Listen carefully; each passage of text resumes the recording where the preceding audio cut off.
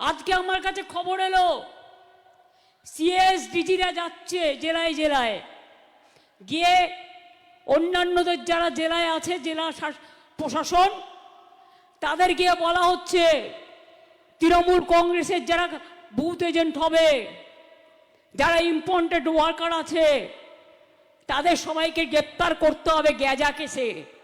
আমি বলি নিজেরা অনেক গাঁজা খাও তো, তাই গ্যাজা কেস খুঁজছো?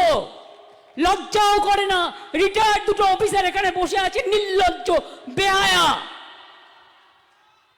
বলছে মধ্যরাতে অপারেশন করে তৃণমূলের ইম্পর্টেন্ট ওয়ার্কারদের গ্রেপ্তার করো। কেউ ভয় পাবেন না।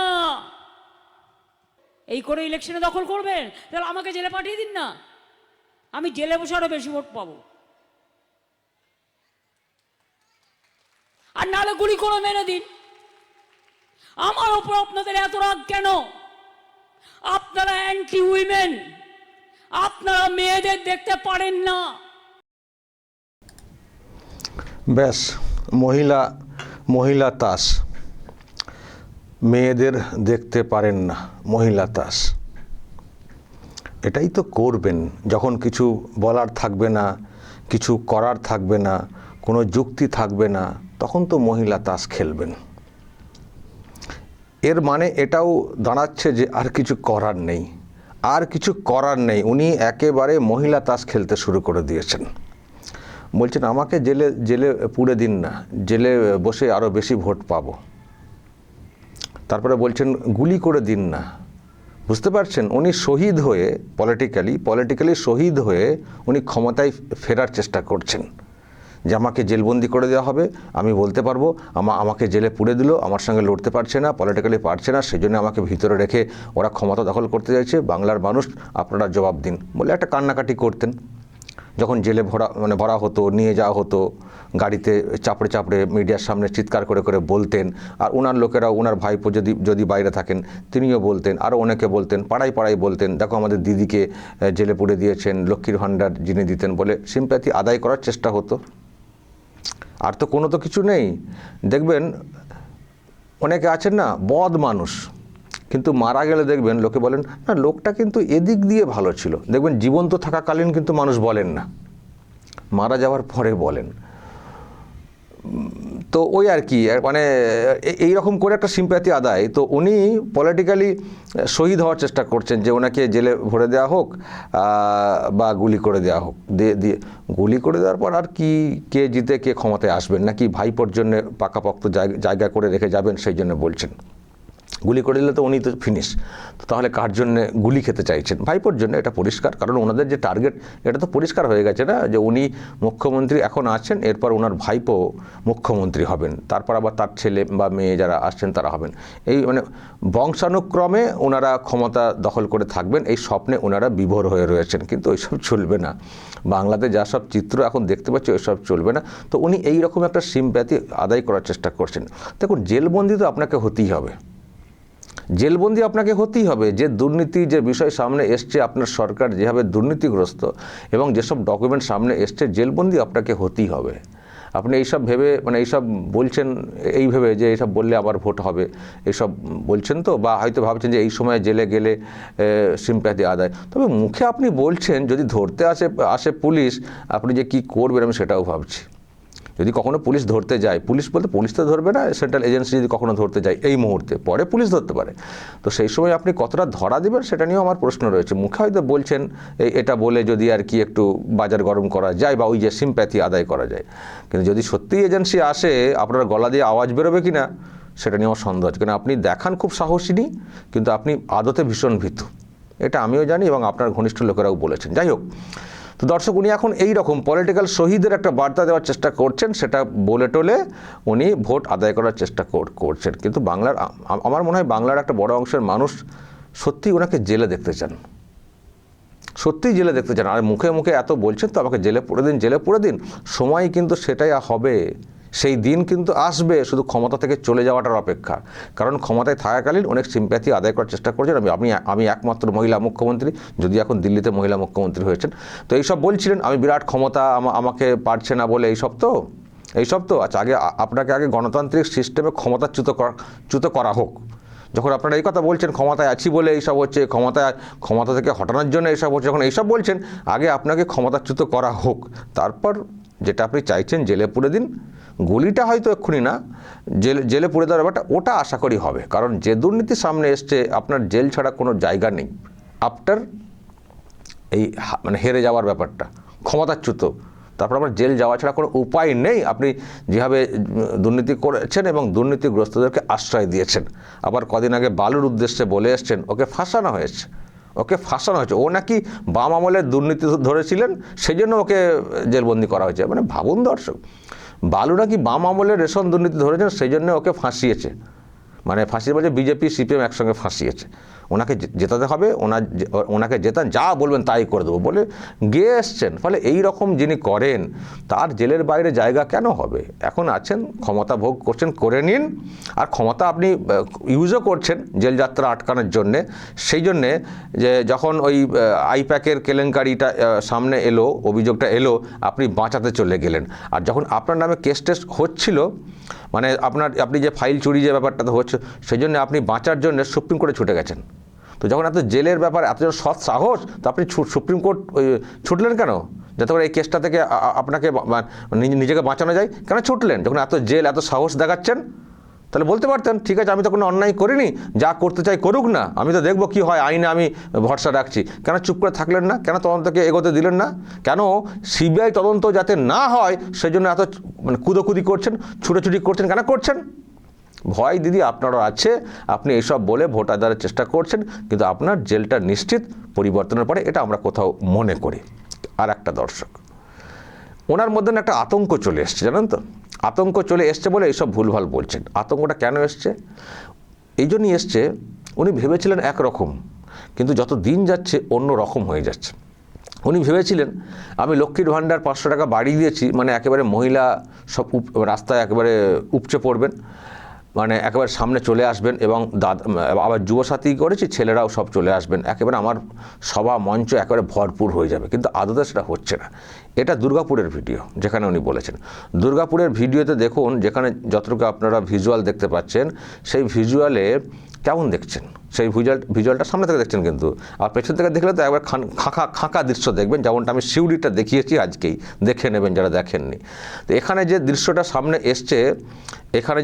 সামনে এসছে লোকজনের, ভালো করে দর্শকটা দেখুন তো, আমি এক্ষুনি দেখতে পাবেন। সেখানে লোকজনদের ভিড় আপনারা কী দেখছেন? ভিড় বলতে একটা হুড়োহুড়ি হবে, উপচে পড়া ভিড় হবে, দাঁড়াবার জায়গা থাকবে না। কিন্তু এখানে উনি যেখানে প্রোগ্রামটা করছেন, দেখবেন এক্ষুনি ভিজুয়ালটা আসবে, আমি বড় করে দেখানোর জন্য ফুল ফ্রেমটা দেখাচ্ছি। সেখানে ভালো করে দেখবেন দর্শক, উপচে পড়া ভিড় না, একেবারে সবাই মানে ঠিকঠাক দাঁড়িয়ে রয়েছেন, কোনো চাপ নেই, কোনো কিছু নেই, সেই রকম।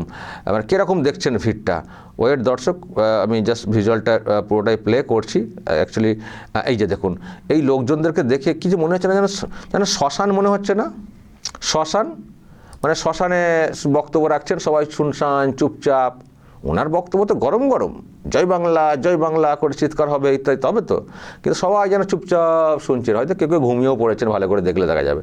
মানে কোনো উচ্ছ্বাস উদ্দীপনা নেই। উনি মাঝে মধ্যে দেখবেন বলছেন, আরে আর একটু জোরে বলবেন তো, কি হলো মায়েরা, কি হলো ভাইয়েরা, এরকম করে এনার্জি দিচ্ছেন যাতে করে একটু চিৎকার করেন। চিৎকারে আওয়াজ বের হচ্ছে না। আরে যে কজন মানুষ এসছেন তারাও কতটা মানে সদিচ্ছা দেখিয়ে এসছেন, স্বেচ্ছায় এসছেন, সেটা নিয়েও তো প্রশ্ন রয়েছে।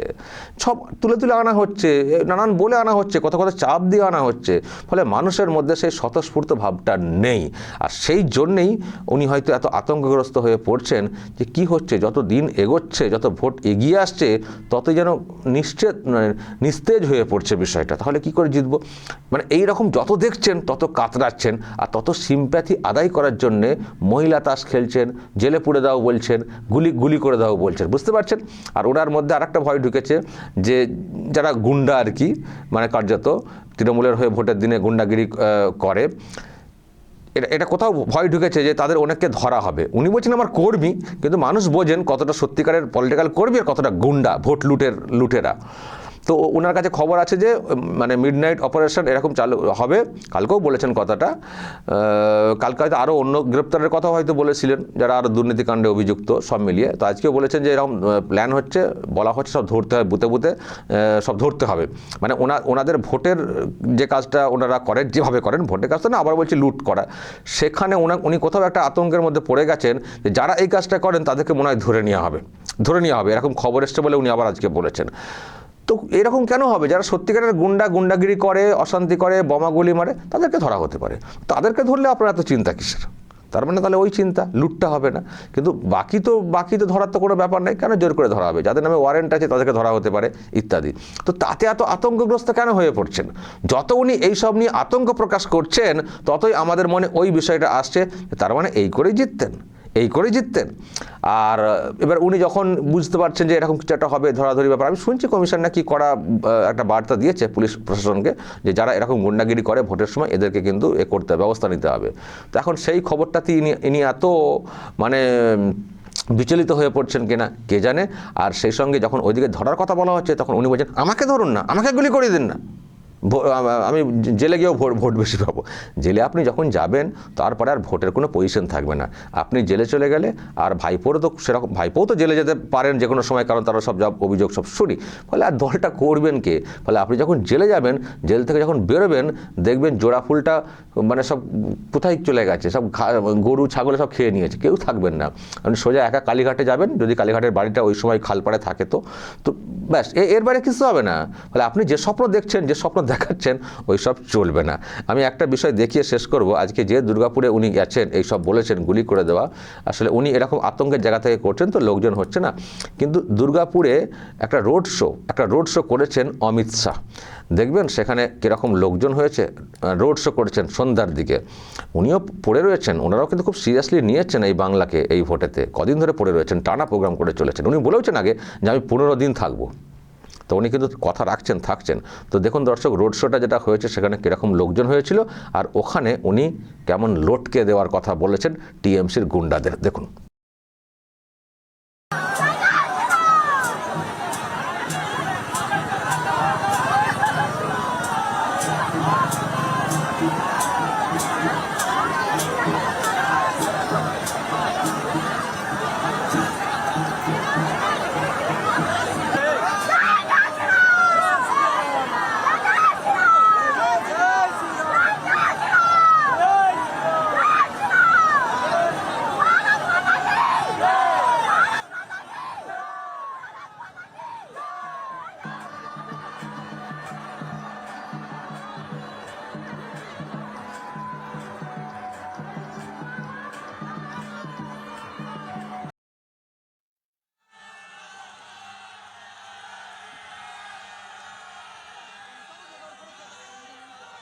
सामने देखो, मेरे साथ बोलिए जय श्री राम, जय जय श्री राम, भारत माता की वंदे वंदे वंदे।